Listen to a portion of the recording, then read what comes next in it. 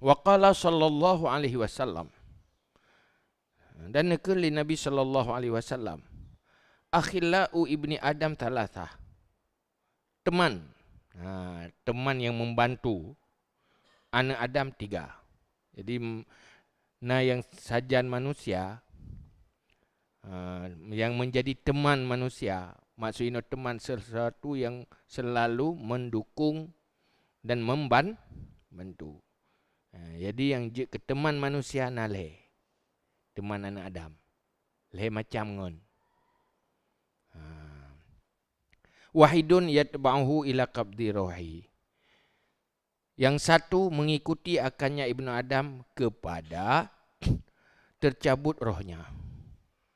Wasani ila qabrihi. Yang kedua kepada kuburnya. Wasalis ila mahsyarihi. Dan yang ketiga kepada mahsyarnya, alam akhirat, waktu bangkit.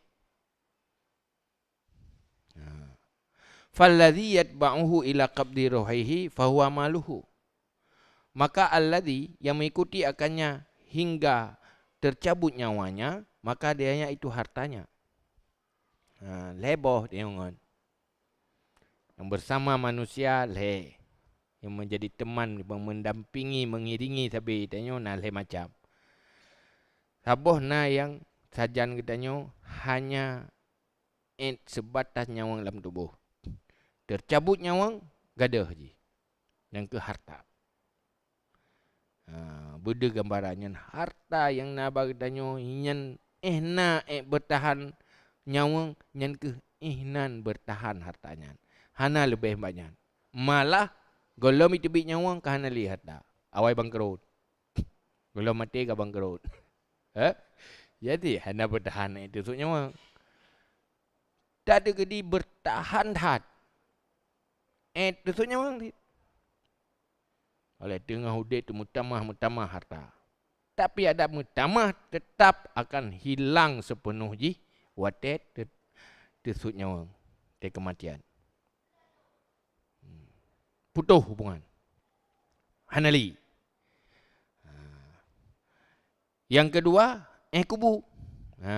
Walladhi yatba'uhu ila qabrihi fahuwa ahlu. Dan teman alladhi yang mengikuti akannya anak Adam kepada kuburnya, maka dianya itu keluarganya. Ahli keluarga, saudara. Nyan kesetiaan ji sebatas kuburan. Truk kubu putuh hanali. Tinggal menunggu hari terlupakan. Yang ke keluarga. Walladhi yatba'uhu ila mahsyarihi fahuwa amaluh. Dan alladhi yang mengikuti akannya kepada mahsyarnya, maka dianya itu amalnya. Yang mengikuti hana weh-weh, hadir selalu membantu melindungi, yang ke amal. Artinya amal kebaikanlah yang paling setia. Yang hana berpisah sampai kapanpun. Kubu, dalam kubu bersama amalan kebaikan. Yang membantu katanya amalan kebaikan. Padang mahsyar juga amal kebaikan. Selamat yang menyelamatkan diri neraka juga amal kebaikan. Yang paso tanya dalam syurga juga amal kebaikan. Jadi kalau ingin mencari teman yang setia, cintailah amal kebaikan. Nyan yang bebut yang hana akan pernah terpisah. Harta terpisah, keluarga terpisah. Amal kebaikan nyan yang hana terpisah. Hina bangkit badannya. Geyu. Badannya apa?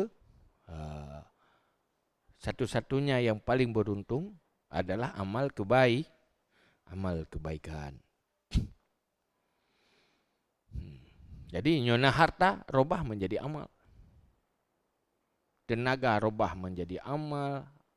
Harta robah menjadi amal. Pikiran robah menjadi amal. Jadi kemampuan tarobahnya dalam bentuk amal. Nyan ehnan keberuntungan danyo.